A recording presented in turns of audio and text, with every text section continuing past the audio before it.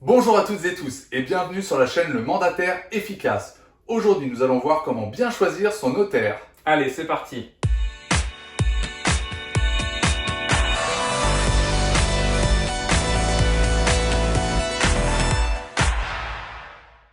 Le notaire. C'est un vaste sujet, mais quelque chose de vraiment très important lorsqu'on est mandataire immobilier. Alors pourquoi? Déjà, il faut savoir que lorsque vous êtes mandataire immobilier, vous n'avez pas le droit de signer vous-même de compromis de vente. Donc c'est le notaire qui va les rédiger. Même si d'ailleurs maintenant on n'appelle plus trop ça compromis de vente, mais plutôt promesse de vente, sachez qu'obligatoirement vous allez devoir passer devant un notaire pour réaliser cet acte. Donc c'est vraiment très important d'avoir quelqu'un avec qui vous avez confiance, avec qui vous aurez l'habitude de travailler. On va vous expliquer pourquoi. Et en même temps, je vais d'abord vous dire aussi un petit préambule qui est important. Choisissez un notaire avec qui travailler, mais ne négligez pas que le vendeur ou l'acquéreur a peut-être déjà un notaire avec qui veut travailler. Et donc, n'hésitez pas à aller avec ce notaire-là. N'imposez pas forcément le vôtre. Il n'y a pas une utilité. Puis ça va vous permettre de rencontrer d'autres notaires et peut-être d'en avoir un deuxième comme partenaire et autres. Et vous mettez jamais mal avec un notaire parce que c'est quand même important. C'est des gens qui peuvent avoir du relationnel dans la ville. Donc essayez d'être bien avec tout le monde. Mais voilà, choisissez d'abord un pour vous pour pouvoir avancer et avoir beaucoup de choses d'intéressantes avec lui qu'on va commencer à vous expliquer. Et Olivier vous explique la première chose tout de suite. Je vais d'abord rebondir sur ce que dit Sébastien. C'est vrai que faut pas se mettre mal avec ce notaire, surtout que ce notaire en plus pourra vous prescrire si lui-même ne fait pas de vente. D'ailleurs, si vous êtes dans une grande ville, vous avez certainement eu beaucoup de notaires Macron qui se sont installés les 2-3 dernières années. Et moi, j'ai été démarché énormément de fois par ces notaires qui vous disent d'ailleurs, comme argument un peu de vente pour eux, qu'ils ne prendront pas de service de négociation. En effet, c'est souvent des notaires qui viennent de commencer, ils n'ont pas forcément de grosses études. Donc, ils vont essayer peut-être de vous donner de temps en temps une estimation, un mandat. Donc, ça peut être intéressant d'aller voir ces notaires-là aussi si vous n'en connaissez pas vous par avance. Ça peut être une question de choix pour rendre une étude notariale qui n'aurait pas à la base de service de négociation ou de location et du coup essayer de vous lier un vrai partenariat avec ce notaire. Alors, pourquoi le notaire est vraiment important et pourquoi il faut vraiment bien le sélectionner? Comme vous l'a dit Sébastien, c'est lui qui fait le compromis. Et comme c'est lui qui va faire le compromis, il va falloir qu'il soit réactif. Vous ne pouvez pas faire un compromis au bout de 3 semaines, 1 mois. Il y a de nombreux notaires aujourd'hui qui arrivent à faire les compromis en 6 jours. Alors c'est peut-être 2-3 jours de plus qu'une agence, mais vous avez un avantage. Cet avantage, c'est le juridique.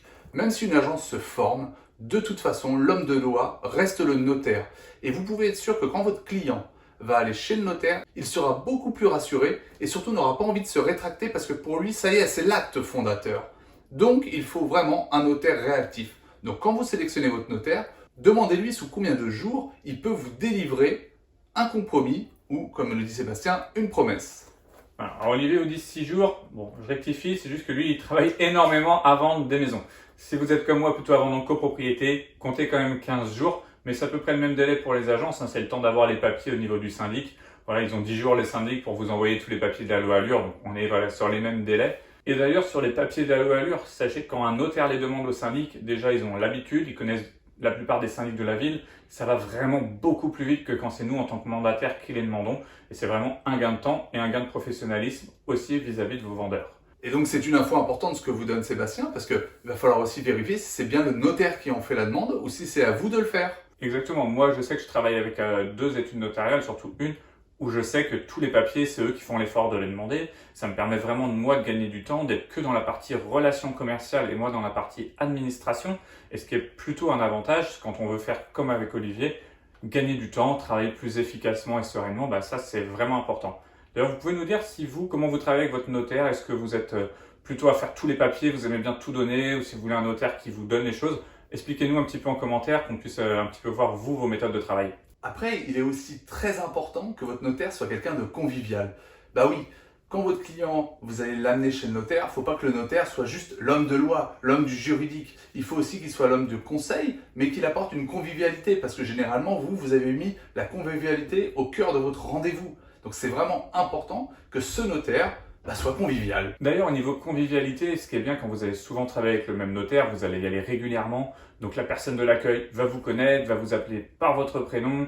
Le notaire, voilà, quand il n'y aura pas le Covid, vous pourrez lui resserrer la main ou lui faire la bise si c'est une femme. Vous allez vraiment avoir quelque chose de sympa et le rendez-vous va être plus détendu parce que les gens, quand ils vont chez le notaire pour faire une promesse ou un acte, le vendeur, l'acquéreur va être toujours un petit peu tendu. Quand vous vous connaissez, il y a un peu d'humour qui peut s'installer avec le notaire, il y a plein de choses sympas qui peuvent se faire et vous verrez, les rendez-vous seront vraiment plus agréables pour les acheteurs, les vendeurs et surtout pour vous-même.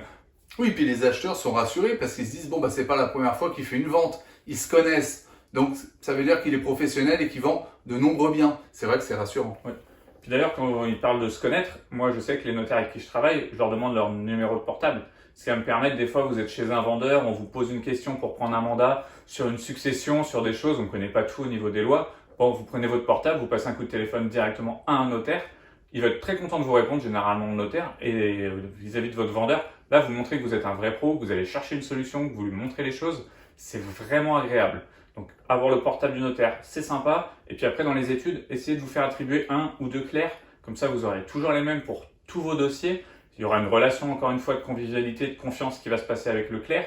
Et vous irez beaucoup plus vite dans vos dossiers pour les échanges de pièces et autres. Ça sera vraiment plus simple pour vous. Et gagner en temps, c'est aussi gagner en argent, puisqu'on évite un petit peu d'avoir trop de délais, donc une déperdition sur les SRU. Mais pour rebondir aussi ce que disait Olivier au tout début, quand moi je me suis aperçu en agence, on avait peut-être un client sur 10, 2 clients sur 10 qui pouvaient se rétracter après un compromis. Honnêtement, chez un notaire, moi j'en ai moins de 1 par an qui se rétracte après un compromis, et sur une trentaine de ventes. Notre métier, c'est un métier d'intermédiaire. Donc effectivement, quand vous avez le numéro de portable du notaire, que vous pouvez apporter une réponse, bah vous êtes encore l'intermédiaire. Et c'est important que vous soyez toujours l'intermédiaire. Mais attention, si le notaire n'est pas bon, si le notaire n'est pas aimable, c'est vous, l'intermédiaire, qui malheureusement allez en subir les conséquences. Donc c'est très important de faire le bon choix pour qu'à aucun moment on puisse vous le reprocher. Et les notaires ont des choses très importantes à faire comme acte et comme demande à faire, dont la demande d'intention d'aliéner, qu'on appelle plus communément la DIA. C'est quelque chose qu'il doit faire pour qu'on puisse acter. Le délai maximum est de 2 mois de réponse des mairies. Sachez que certains notaires le font tout de suite, d'autres sont un petit peu plus laxistes, on est obligé de les rappeler pour leur dire. Donc voilà, ça c'est un exemple, mais choisissez un notaire qui est réactif sur les papiers, qui est réactif sur l'envoi aussi par exemple des SRU, donc c'est pour les 10 jours de rétractation. Moi je vois que tous les notaires avec qui je travaille, ça se fait par recommandé électronique. On n'a plus d'envoi papier, donc on gagne encore 24-48 heures. Après, pour les signatures, pareil, on est en période Covid, choisissez quand même quelqu'un qui fait de la signature électronique et qui va proposer de la visio. Maintenant, on signe presque toutes nos promesses en visio avec 2 notaires, on n'est même pas ensemble avec les acheteurs et les vendeurs. C'est un gain de temps, c'est plus simple pour trouver aussi des horaires pour les rendez-vous, c'est vraiment plus facile pour tout le monde. Et puis quand on parle de rendez-vous, bah si pour une chose ou autre, vous ne pouvez pas être présent à une promesse, pas être présent à un acte, quand c'est le notaire que vous connaissez, bah, personne ne va casser du sucre sur votre dos. Et ça, c'est pas si mal que ça, parce que certains notaires n'aiment pas du tout les mandataires, donc il faut quand même en prendre compte. Vous l'avez compris, une fois que vous avez votre offre et que vous l'envoyez chez le notaire, c'est pas fini. Donc il va falloir vraiment bien choisir son notaire pour que le compromis se passe sans encombre, que le vendeur et que l'acquéreur puissent poser autant de questions qu'ils veulent, pour surtout que la vente puisse se finaliser.